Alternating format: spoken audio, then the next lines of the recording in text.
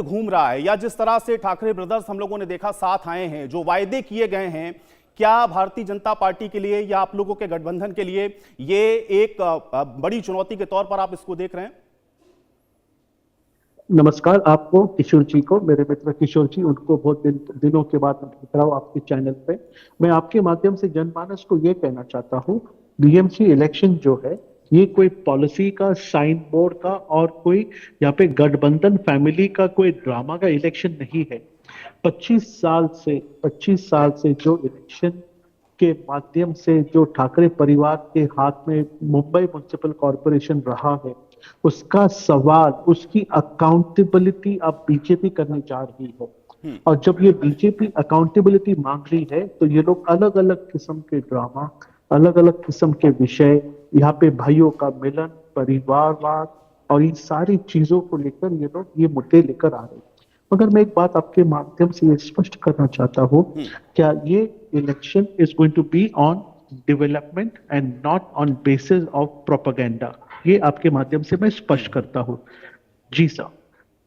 बिल्कुल किशोर जी, ये कह रहे हैं कि साफ तौर पर कि भाई ये कोई ऐसा नहीं है कि परिवार एक हो जाए या लोगों के एकजुट होने का ये प्रश्न है। सवाल ये है कि क्या डेवलपमेंट के इर्द गिर्द ये चुनाव होगा?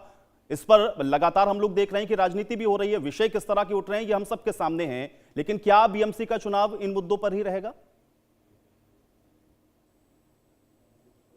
25 साल की 90%। किशोर जी, आपको आवाज मिल रही मेरी? हाँ, मेरे को मिल रही है। दिख रहा है। जी जी किशोर जी, आपसे मेरा यही सवाल है, मुद्दे क्या रहेंगे? क्या डेवलपमेंट रहेगा? क्योंकि अली दारूवाला जी तो ये कह रहे हैं कि भाई ये परिवार का एक होना ये कोई विषय तो है नहीं।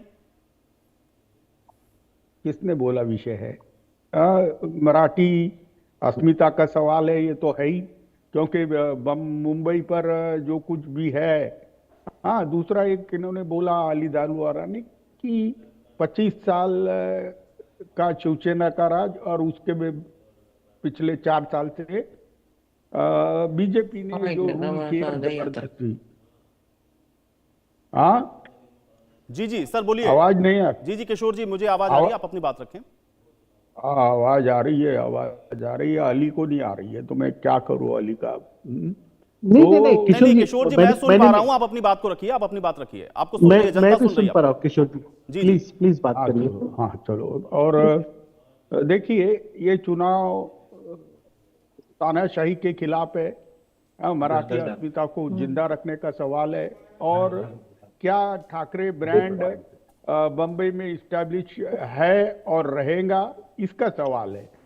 हाँ, तो अब कल ही लोग वोट डालेंगे और मुझे विश्वास है कि लोग जिस तरीके के चुनाव में पैसे का इस्तेमाल किया जा रहा है, जिस तरीके से उम्मीदवारों को ही विड्रॉ कर लिया जा रहा है, इस वजह से लोग बहुत ही असंतोष है, बहुत असंतोष है।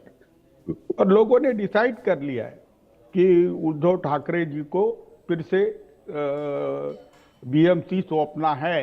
अब अली दारूवाला ने जो आरोप किए हैं, नहीं, लेकिन किशोर जी सवाल ये है ना कि मुंबई के अंदर अगर आप लोगों के ऊपर जनता ने भरोसा किया और अब एक लंबे समय के बाद फिर से चुनाव की ओर अगर जा रहे हैं, बेसिक अगर एमिनिटीज डेवलप नहीं हो पाई हैं या आज भी मूलभूत सुविधाओं पर मुंबई की जो जनता है वो परेशान है और वो इंतजार कर रही है कि वो उसको कब मिलेगा, तो ये सवाल तो आप लोगों के ऊपर भी खड़ा होगा कि फिर वो चीजें क्यों नहीं मिल पा रही लोगों को, और इस बार जब जाएंगे तो जनता को कैसे कन्विंस करेंगे? अरे भाई, 4 साल से जो मुंबई के इन्होंने हाल कर दिए, हाँ, कोई नहीं, सारा पैसा खा गए। हाँ, डेवलपमेंट के नाम पर ये 50% कमीशन खाने वाले लोग थे, तो जवाब तो इनसे भी लोग पूछेंगे ना। क्या इन्होंने जो विकास का मॉडल और जो अडानी का साम्राज्य यहाँ बढ़ाने का काम किया है, उसका भी लोग सवाल करेंगे। हाँ, अब दूध का दूध और पानी का पानी हो जाएगा। ये तो बीजेपी का अपप्रचार है। बम्बई जो है वो ठाकरे बंधुओं के हाथ में सेफ है, और जनता ने ये तय कर लिया है कि शरद पवार जी और ठाकरे बंधुओं के हाथ में ही सत्ता देंगे, और हमारी मेजॉरिटी आ रही है। आपका सर्वे भी तो वही बता रहा है। ठीक है। इस बीच सीमा मलिक जी भी मेरे साथ जुड़ चुकी हैं, प्रवक्ता हैं एनसीपी एसपी की। डॉक्टर सीमा मलिक जी, आपका भी स्वागत है। और आपसे भी मेरा यही प्रश्न रहेगा सीमा जी, क्योंकि मुद्दे बहुत सारे हैं लेकिन हम लोग देख रहे हैं कि किस तरह के मुद्दों के इर्द गिर्द ये जो पूरा चुनाव है वो घूमता हुआ नजर आ रहा है। कितना आश्वस्त है जनता, क्या भरोसा करती हुई आपको इन मुद्दों पर दिख रही है, या जिस तरह की राजनीति हो रही है उस ओर जाता हुआ ही ये बीएमसी का चुनाव आपको दिख रहा है? देखिए, जिस तरह की राजनीति हो रही है उसके बारे में तो मैं जरूर कहूंगी कि जिस तरह की चीजें हमने महाराष्ट्र में देखी वो पहले हमने कभी नहीं की। जिस तरह से देखिए 68 कैंडिडेट आप देखिए अनअपोज्ड खड़े कर दिए गए हैं, जिस तरह से उनको डालस देना, all kind of things are going on, bogus voting है। तो इन सब चीजों के लिए तो देखिए मतलब सभी लोग कहेंगे कि इस तरह का एटमॉस्फेयर हमने कभी पहले देखा नहीं था। जिस तरह से और देखिए बेसिकली ये तो है ही कि जो भी बेसिक मुद्दे हैं, जो डेवलपमेंट के मुद्दे हैं, हम लोग सभी चाहते हैं कि उसके ऊपर चुनाव हो। पर इन चुनावों को पोलराइज कौन करता है ये भी सब लोग जानते हैं। कि देखिए किस तरह की स्टेटमेंट्स आए हैं मतलब कई लीडर्स से, जो मैं मेंशन नहीं करना चाहती यहाँ पर, जिसपे कि डिबेट्स भी हो चुके हैं कई।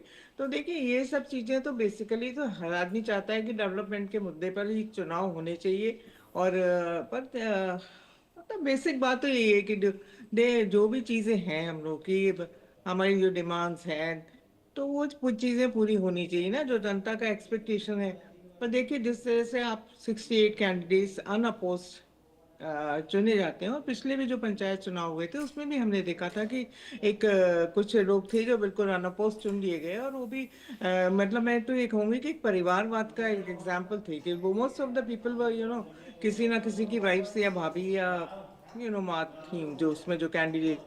तो ये भी एक बात है कि एक पार्टी जो हर समय परिवारवाद के ऊपर निशाना था मतलब लगाती रहती है, उस वो लोग कैसे उनके सारे लोग जो थे वो अनअपोज्ड इलेक्शंस में खड़े होते हैं। और जिस तरह का देखिए जो मनी डिस्ट्रीब्यूशन, जो मनी पावर चली है, वो भी हमने देखा है।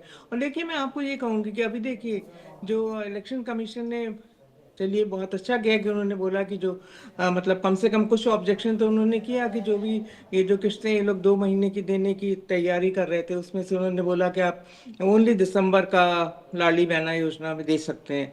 तो वे, और फिर भी देखिए वो जो किस्त थी वो भी in the end of the January इनको देनी थी, but again they are giving it on 14th और 15th, बिल्कुल इलेक्शन के बीच में। तो ये सब चीजें तो बहुत एक मॉडल कोड ऑफ कंडक्ट का आप बिल्कुल बिलीव नहीं करते। जबकि है नहीं, 10,000 रुपए आपने बिहार में बांट दिए, same thing you did in the Maharashtra, है ना। आप बोलते हो कि नहीं हम तो बहुत मतलब अच्छे लोग हैं और हम तो बड़ा फेयर इलेक्शन करते हैं। तो देखिए एक लेवल प्लेइंग फील्ड अगर नहीं मिलती है किसी को तो ठीक है सीमा जी, आप ये कह रही हैं कि लेवल प्लेइंग फील्ड होनी चाहिए, और जिस तरह के प्रोमिसेस हो रहे हैं उससे आपको ये लगता है कि ये जो चुनाव है वो कहीं ना कहीं प्रभावित होता है। शाहिद मेरे साथ मेरे सहयोगी भी जुड़े हुए हैं। शाहिद, किन मुद्दों के इर्द गिर्द ये बीएमसी का जो चुनाव है वो आपको होता हुआ या उसके इर्द गिर्द घूमता हुआ नजर आ रहा है?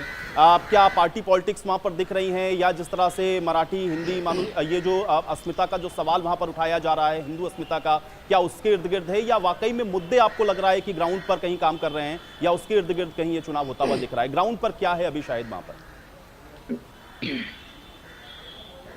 आयुष, देखिए जिस तरह से महाराष्ट्र की सियासत में जो है ये पहली बार ऐसा देखा गया है कि जो ये बीएमसी चुनाव है ये बहुत ज्यादा रोचक रहा है।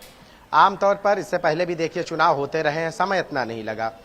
वजह यह रही है कि खुद जो है 3 से 4 साल के जो इनकी मियाद खत्म हो गई थी 5 साल के बाद, और फिर उसके बाद 2018 के बाद से जो ये मियाद खत्म हुई तो उसके बाद जो ये